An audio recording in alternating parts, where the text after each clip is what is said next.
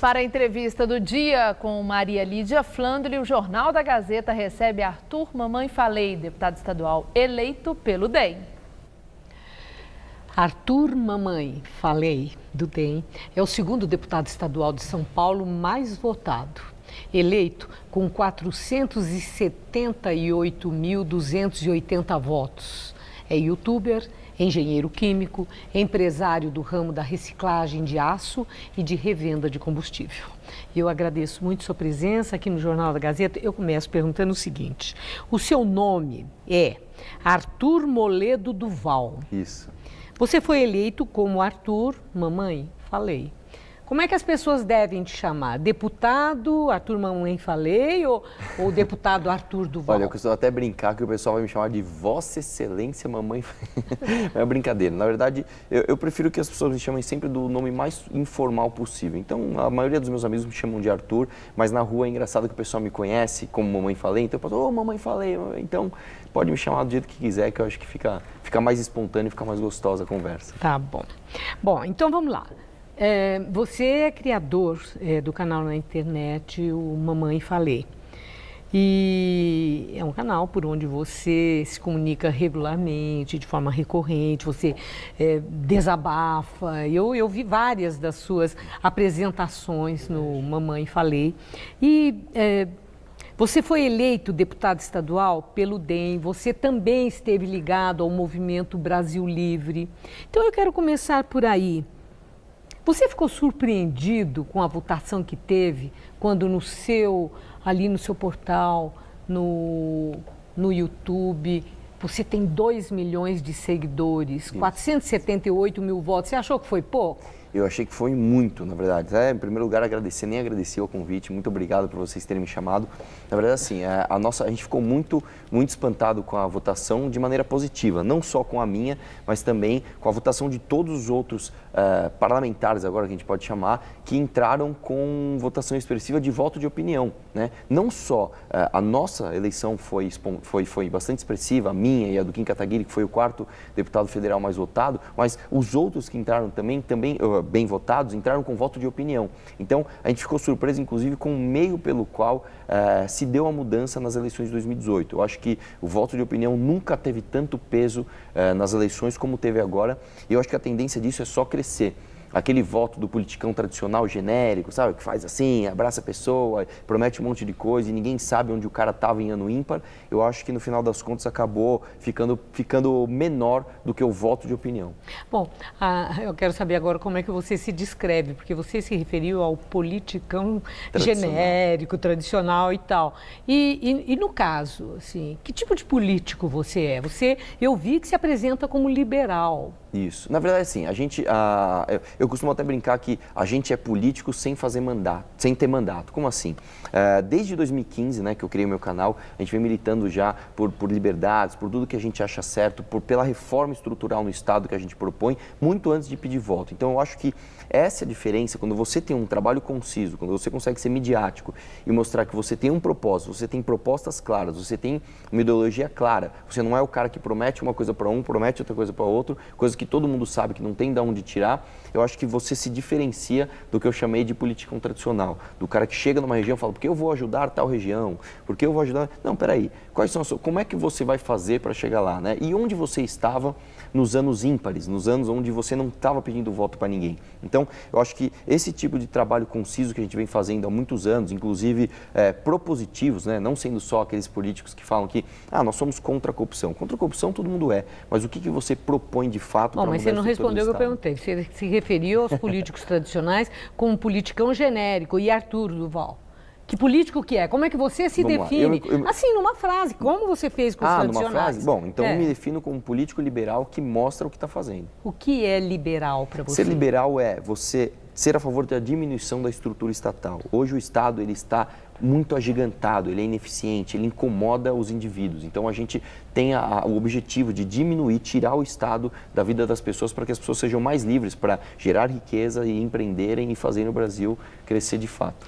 Bom, deputado, Eu vi várias das suas imagens, né? Me preparei para a sua entrevista e observei o seguinte, eu o vi presente em muitas manifestações, em confronto com adversários, pessoas que pensam diferentes. E quando eu falo confronto, é ali sem nenhuma delicadeza, porque aqui o senhor está aí educadíssimo e tudo, falando com muita serenidade. E o que eu vi naquelas imagens era uma coisa que tinha uma dose de agressividade, de xingamento, tinha de tudo. Então, o que eu quero saber, assim, o deputado tem dificuldade em conviver com os seus contrários, com gente que pensa diferente? Boa pergunta. Na verdade, justamente o contrário. Eu acho que eu tenho tanta facilidade de conviver e mostrar o que os meus contrários estão fazendo diferente do que eu acho certo, que isso incomoda eles. Você pode ver, e eu quero até que todo mundo que esteja me assistindo aqui não deixe de assistir o meu canal Mamãe Falei, e vocês podem verificar a minha postura. Eu sempre chego com uma postura pacífica de quem quer questionar e até provocar e expor ali o que eu penso diferente daquelas pessoas. E muitas vezes eu sou recebido com truculência, com xingamentos, etc. E por que é recebido com truculência? Porque eu acho que é o seguinte... O que as suas propostas contêm que geram do outro lado uma agressividade? Sim, na verdade é o seguinte, a gente é contra qualquer tipo de autoritarismo, inclusive o autoritarismo de esquerda. Hoje, se você é negro, se você é gay, se você pertence a algum grupo de interesse que a esquerda quer tomar para si como representante daquele grupo e você pensa diferente, você já é considerado ali um herege, uma pessoa que não pode de maneira nenhuma pensar diferente daquele grupo. Então, esse tipo de coisa é o que a gente sempre vai mostrar que é uma hipocrisia nesse pensamento. Você mesmo, a senhora mesmo entrevistou o Fernando Holliday aqui, que foi o nosso primeiro parlamentar eleito ali. Sim, o Kim Kataguiri também, Kim Kataguiri também. Vários de vocês. E o Holliday justamente ele mostra essa diferença, né, do jovem negro, pobre, gay, que veio da periferia e tem um pensamento diferente desses movimentos que se dizem sociais, mas no final das contas são braços de um governo autoritário que está ali financiando com dinheiro público esses ditos movimentos representativos do povo. Então, quando você chega e você escancara na cara da pessoa, olha, o que você está fazendo é errado, e a pessoa que está te seguindo, às vezes de maneira até genuína, não sabe o que está fazendo aqui, as pessoas ficam nervosas. Quando você confronta as pessoas com aquilo que elas não querem pensar, infelizmente, às vezes gera alguma animosidade, e essa animosidade... E nesse confronto de ideias, você é um tipo de pessoa que ouve o seu interlocutor, mesmo que ele pense completamente diferente, para pensar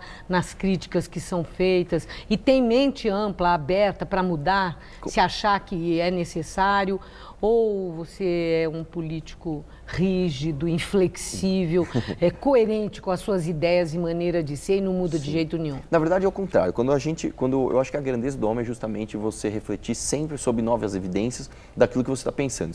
Bom, tem uma linha de pensamento. Me apresentaram novas evidências que mostram o contrário daquilo que eu estou propondo, então peraí. Então a gente tem que sentar e rever as nossas posições. Só que assim, fazer o que eu faço na rua, né, você chegar e confrontar as pessoas, você mostrar que o teu pensamento contrário dele às vezes é mais coerente, você só consegue fazer isso se você parar para ouvir o cara que pensa diferente de você. Se você ficar dentro de uma bolha, se você ficar só conversando com pessoas que conversam e convergem com as suas ideias, você nunca vai ter a flexibilidade justamente de mostrar aonde a pessoa que discorda de você está errada. Tem um ponto ali que, opa, peraí, se você defende aqui, você está se contradizendo ao defender isso.